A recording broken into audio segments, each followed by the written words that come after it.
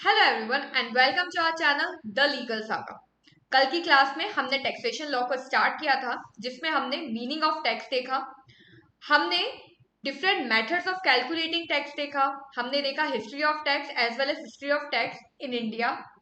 फिर हमने different slab देखे। कल जो हमने स्लैब रेट्स देखे थे वो हमने ओल्ड स्लैब रेट के हिसाब से देखे थे। आज हम उन्हीं को कंटिन्यू करेंगे और उसके बाद हम देखेंगे न्यू टैक्स स्लैब को। तो अब हम बात करते हैं tax slab for cooperative societies. तो इसका जो इनकम टैक्स स्लैब रेट है वो है अप टू 10,000 इट्स 10%। 10,000 से 20,000 के बीच में अगर इनकम जनरेट होती है तो इट विल बी 20%, और about 20,000 it will be 30%। Next आते हैं tax rate for the foreign companies. इसमें दो कैटेगरी में डिवाइडेड है। पहला है कि अगर फॉरेन कंपनी को किसी भी तरीके की रॉयल्टी रिसीव होती है गवर्नमेंट ऑफ इंडिया से या फिर technical fees as per the agreement approve by the central government, तो उस केस में उनको 50% टैक्स पे करना पड़ेगा प्लस 4% सेस प्लस सरचार्ज। लेकिन इसके अलावा अगर कोई और तरीके की इनकम वो जनरेट करते हैं तो उस केस में 40% tax plus 4% cess plus surcharge. Next हम आते हैं income tax slab for the partnership firm, limited liability partnership and local authorities. इसमें भी अगेन दो कैटेगरीज में डिवाइडेड है। पहली है अप टू 1 करोड़ और दूसरी है अबव 1 करोड़। तो अप टू 1 करोड़ में it's 30% tax plus 4% health and education cess, whereas above 1 crore में it's 30% tax plus 12% surcharge plus 4% health and education cess. तो दोनों के बीच में एक माइनर सा डिफरेंस है 12% का। अगर आपकी इनकम 1 करोड़ तक है तो आप में कोई सरचार्ज इम्पोज नहीं किया जाएगा, बट अगर आपकी इनकम अबव 1 करोड़ जा रही है तो 12% सरचार्ज इम्पोज कर दिया जाएगा।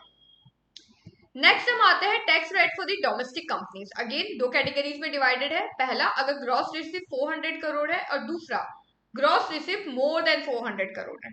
तो अगर ग्रॉस रिसिव 400 करोड़ तक है तो उस केस में 25% tax plus 4% cess plus surcharge.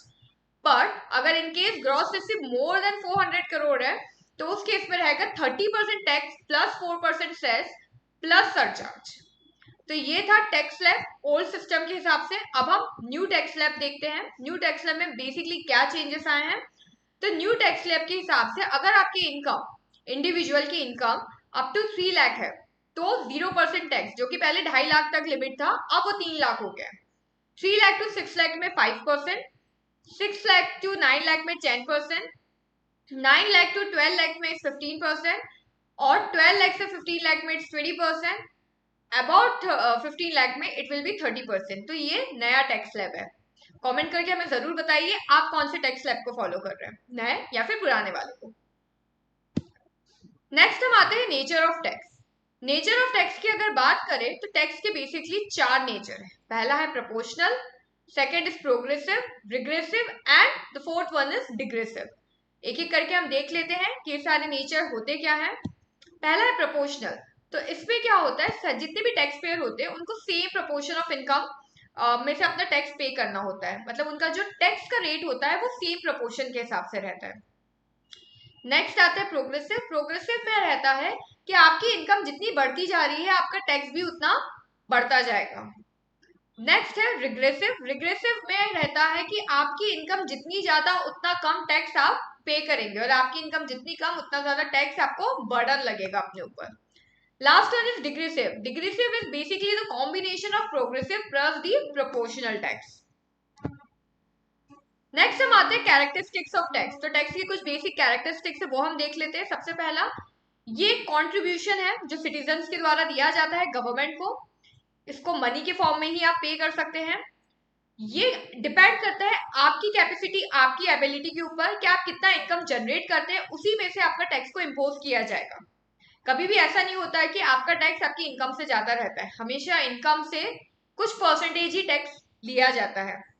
ये जो टैक्स होता है ये सिर्फ और सिर्फ आपकी इनकम, आपकी प्रॉपर्टी, इन्हीं सारी चीजों पे इम्पोज किया जाता है। बेसिकली आपकी इनकम प्लस असेट्स पे, और ये रेगुलर इंटरवल्स में आपको पे करना होता है।